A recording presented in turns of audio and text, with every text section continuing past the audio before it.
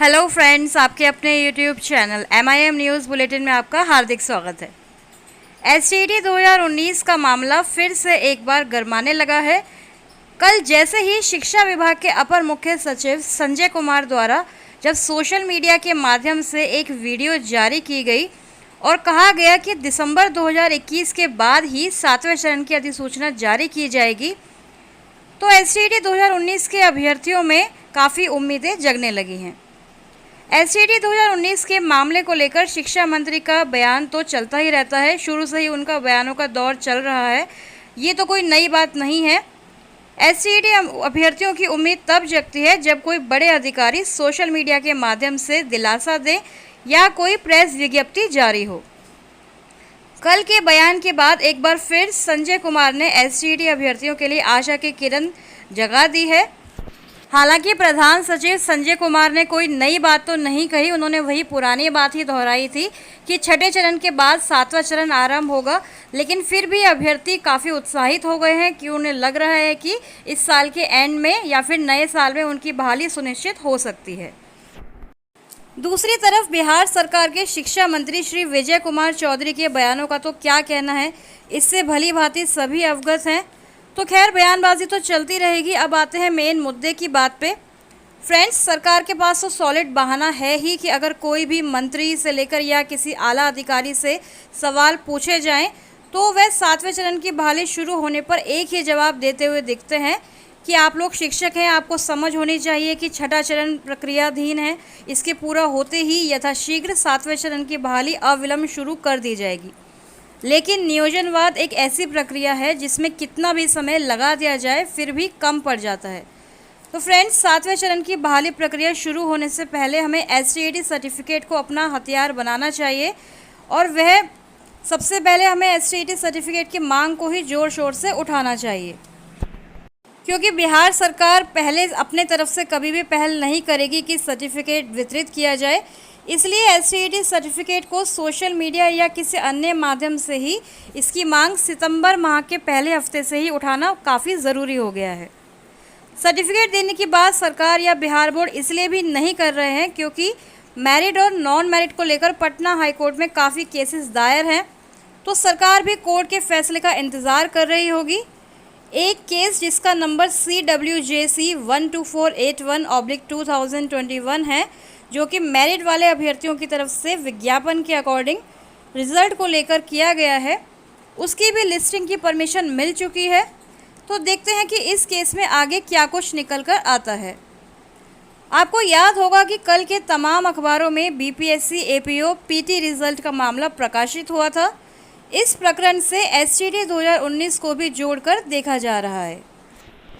ये न्यूज़ आप MIM news bulletin channel के माध्यम से सुन पा रहे हैं।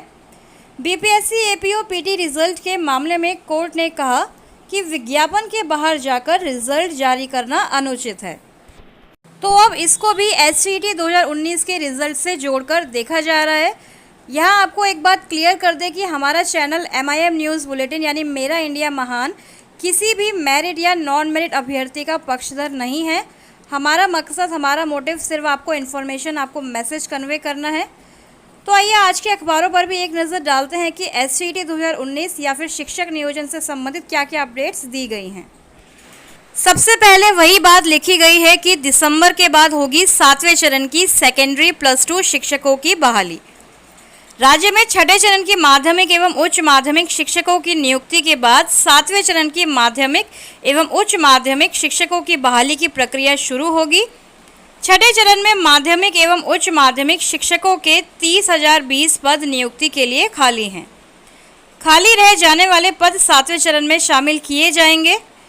30 जून 2019 के बाद माध्यमिक एवं उच्च माध्यमिक में खाली हुए पदों पर भी 7वें चरण में बहाली हो पाएगी। तो शिक्षा विभाग के अपर मुख्य सचिव संजय कुमार ने संकेत दिया है कि छठे चरण की बहाली को लेकर शिक्षा विभाग पूरी तरह मुस्तैद है। छठे चरण की बहाली समाप्त होते ही 7वें चरण में शिक्षकों की नियुक्ति का विज्ञापन भी जारी हो जाएगा। संभावना यह है कि नई नियुक्ति की प्रक्रिया ऑनलाइन हो और राज्य स्तर पर ही आवेदन जमा किए जाएं। शिक्षा विभाग इसको लेकर भी मत गठित कर रहा है। तो फ्रेंड्स, ऑनलाइन बहाली अगर की जाती है, ऑनलाइन आवेदन अगर लिया जाता है तो ये काफ़ी अच्छा रहेगा, हमें नियोजन इकाइयों के चक्कर लगाने नहीं पड़ेंगे। छठे चरण का जो कार्यक्रम था, जो माध्यमिक और उच्च माध्यमिक शिक्षकों का जो नियोजन शेड्यूल था, आप जानते हैं कि उसको संशोधित किया गया है। तो माध्यमिक उच्च माध्यमिक शिक्षकों की नियुक्ति में अनुमोदित मेधा सूची रोस्टर स्वीकृति के साथ वेबसाइट पर 10 दिसंबर तक अपलोड किया जाना है। उसके बाद 7वें चरण की नियुक्ति की प्रक्रिया आरंभ की जाएगी। आगे लिखा गया है कि अपर मुख्य सचिव संजय कुमार ने छठे और 7वें चरण को लेकर अपने ट्वीट में कहा कि राज्य के प्रत्येक पंचायत में उच्च माध्यमिक विद्यालय प्रारंभ किए गए हैं। इसके लिए भी शिक्षकों की ज़रूरत है ताकि 2020 में जहां 9वीं कक्षाएं आरंभ हुई हैं, वहां 2022 में 11वीं की कक्षाएं संचालित की जा सके। इन स्कूलों के लिए विद्यालयवार प्रधान द्वारा रिक्तियां आकलित की जा रही हैं। उसके बाद रोस्टर क्लियरेंस हो पाएगा। अगली खबर में शिक्षा मंत्री के बयान के बारे में लिखा गया है कि शिक्षकों की बहाली प्रक्रिया जारी रहेगी और पंचायत चुनाव के बाद मिलेगा शिक्षकों को नियुक्ति पत्र।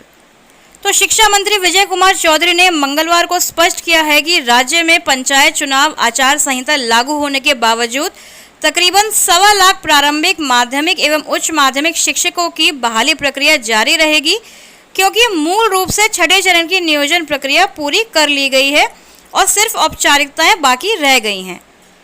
शिक्षा मंत्री ने बताया कि पंचायती राज संस्थाओं के जनप्रतिनिधियों के कार्यकाल खत्म होते ही शिक्षा विभाग की ओर से तमाम नियोजन इकाइयों से परामर्शी समितियों का गठन कर दिया गया है, इसलिए शिक्षक नियोजन की प्रक्रिया प्रभावित नहीं होनी चाहिए।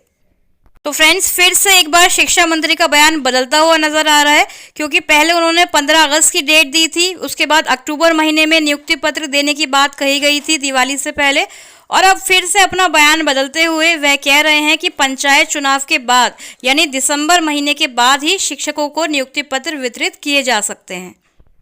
तो ऐसे में लगता है कि चयनित अभ्यर्थियों को भी नियुक्ति पत्र पाने के लिए एक बड़ा महाआंदोलन करने की जरूरत पड़ सकती है। आज के अखबारों में भी शिक्षा मंत्री विजय कुमार चौधरी का बयान बार बार हर जगह लिखा गया है कि पंचायत चुनावों से छठे चरण की प्रक्रिया बाधित नहीं होगी, हम ये नियोजन पूरा कराएंगे। शिक्षा मंत्री ने साफ किया कि छठे चरण की नियोजन प्रक्रिया करीब करीब पूरी हो चुकी है और अब केवल नियोजन पत्र बांटना रह गया है। यह प्रक्रिया भी जल्द ही पूरी करा ली जाएगी।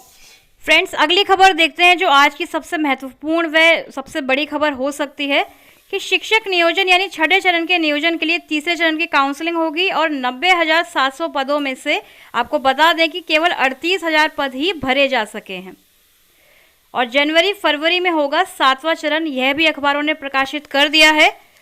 तो छठे चरण के प्राथमिक शिक्षक नियोजन में 90,700 से अधिक पदों के लिए हुई काउंसलिंग में करीब 38,000 पद ही भरे जा सके हैं। हालांकि इस नियोजन में अभी तीसरे चरण की काउंसलिंग होनी बाकी है।